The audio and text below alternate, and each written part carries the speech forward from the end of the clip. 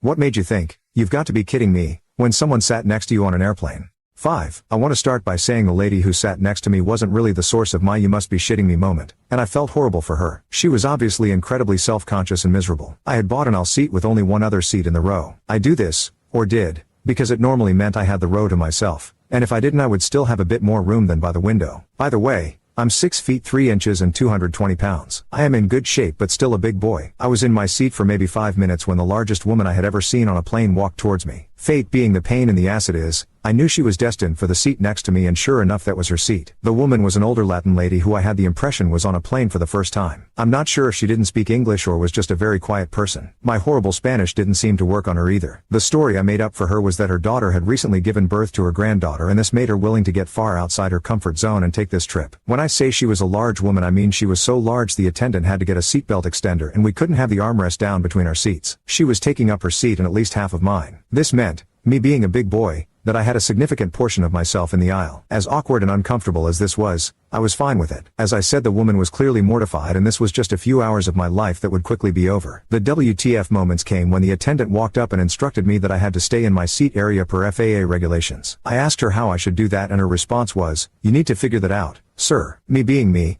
I decided to ignore the direction and hope it was just the attendant saying what she was required to say, though her attitude didn't suggest that. She came back 2 more times to instruct me to get in your seat. The last time she told me if I didn't comply she would need to report me. I had no idea what that would involve. I responded with, "You should do what you feel you need to." My thought was that suggesting an airline employee fornicate with herself in a creative way would probably get reported too. By this point the lady next to me had gone from mortified to "somebody please kill me," though I might have just read into that. The attendant returned one more time, this time with another attendant in tow. The new lady took one look at the situation, then looked back at the original attendant and told her to go forward and do something. I think it was serve drinks. She then turned back to us, and in a very sincere sounding voice, asked if she could get either of us anything. The rest of the flight was uneventful. When we landed, the passenger next to me got off the plane and, I told myself, went and enjoyed her grandchild. I left after her and didn't see the original attendant on my way out, but the other one smiled and wished me a good day. I sincerely hope the passenger had a better flight back. I never did have anyone pull me aside, arrest me or do a cavity search.